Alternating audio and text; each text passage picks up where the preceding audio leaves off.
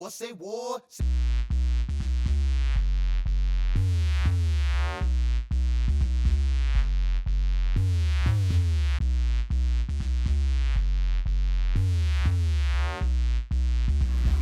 Hi guys, welcome back to Road to a Million. Today we're going to be going over the UFC Fight Night Vancouver.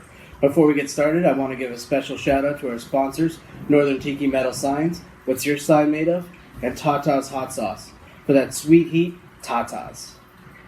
So, to get started, I want to go over a couple of fights on the prelims, and then we're going to hit up the main card. We're going to go over winning strategies, winners, losers, and an overall theme that I think we're going to see in a lot of fight nights, especially when we visit other countries.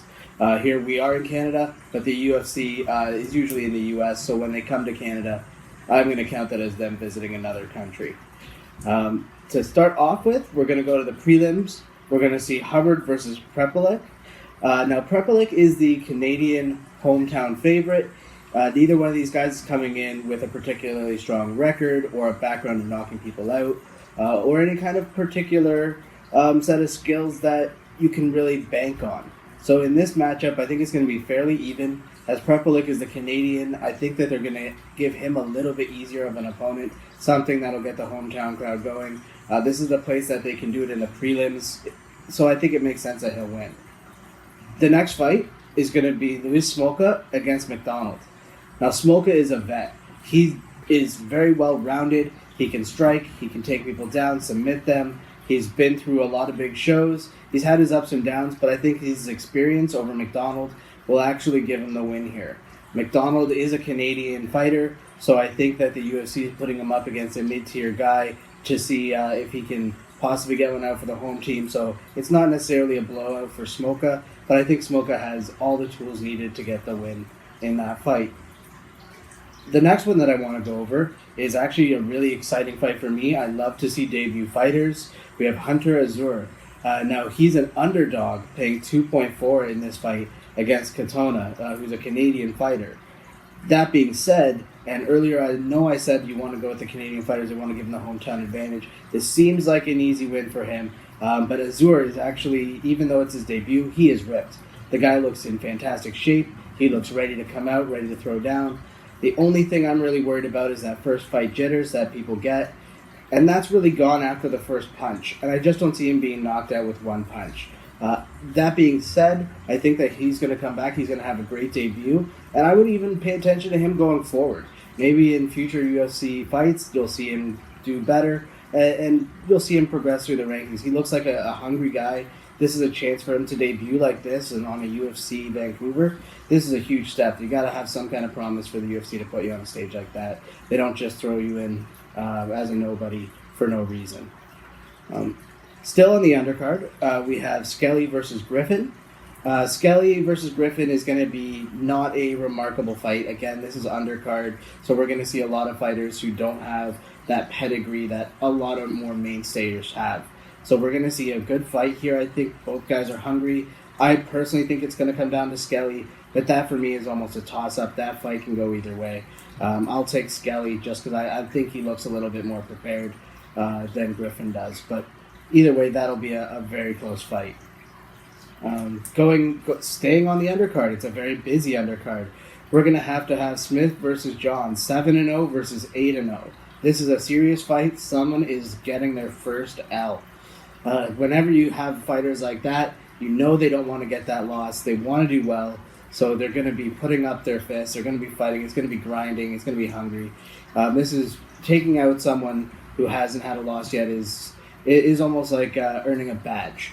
So these guys can steal that badge from the other. I think it's going to be a good fight. I'm going to give it to Johns as he looked more serious. He's 8-0 compared to 7-0. Not that that's a huge gap by any means, but he looked in great condition, and when you're that early on, I think that extra win will be a little bit more experience. He's seen a little bit more. So I'm gonna give it to Johns in that fight to keep his undefeated streak, move to 9-0, and give Smith his first big L. With that being said, we move on to the main card of the prelims, or the main fight of the prelims, which is Sakai versus Tybura. Now, Sakai is looking fit. He's 13-1. He's a little bit bigger than Tybura in height, whereas Tybura looked a little bit thicker. However, Tybura has never done anything to impress me. His fight against Andrei Arlovski was sloppy at best, and I don't think that he's coming in here thinking, oh, this is going to be a hard fight. He's thinking this is going to be a pushover. He's not even on the main card. It's an undercard fight. It's a guy who's barely been heard of. And so you take a look at Sakai, and he has nothing to lose, everything to gain. If he can get a big win over Tybura, he could argue for a top 10 spot in that division. So I think that Sakai has everything to gain here. He's going to be motivated. He's going to be hungry, and he's going to be the one to take the win here. Again, he's an underdog, so if you're a betting man, that's a nice, fun, risky one to take. Coming up to the main card, we have Mischa Cerrone versus Krylov. Now, Cerrone is one of my favorite fighters of all time. That guy is a beast. His muscles have muscles that show off their muscles. It's insane. I remember watching him break a guy's jaw on a failed rear naked choke attempt. When you have that kind of strength behind you, it's hard not to pick you.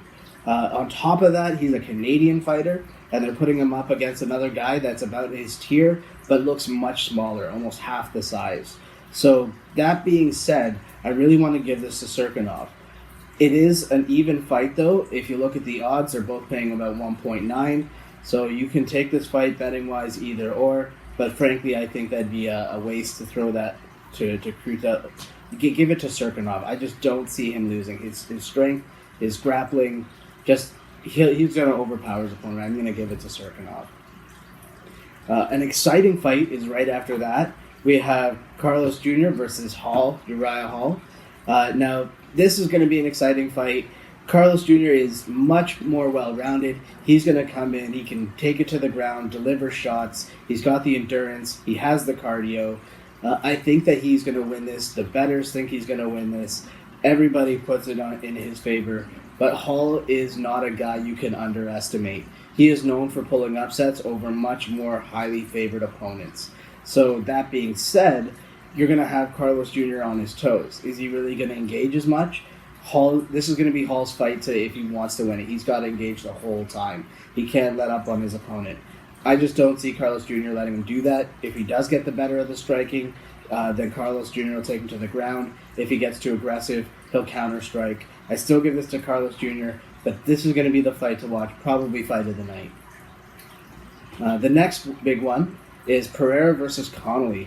Now, Pereira is a huge favorite here. He was brought in 22-9-0, lots of experience. Connolly is coming up as a Canadian fighter here, but I just don't see him at the same pedigree as Pereira. He's going to have to come out and throw hard, but Pereira is going to be the one who takes him out. So I don't see any kind of problem at all that Pereira is going to have. As such, I'm going to give that win to Pereira. In the heavyweight division, we've got Todd Duffee versus Hughes. Now, Todd Duffee should be a very familiar name. He's been around many organizations, and he is known for two things: knocking people out or getting knocked out. The guy throws his hands. He's big, he's strong, he's ripped. Hughes, not so much.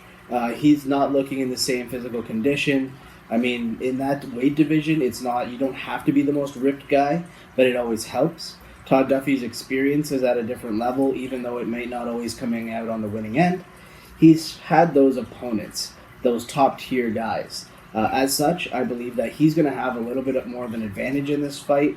Regardless, this is a fight for the knockout. If you're going to take either guy, have them to win by knockout. This would be a good fight to take the under 1.5.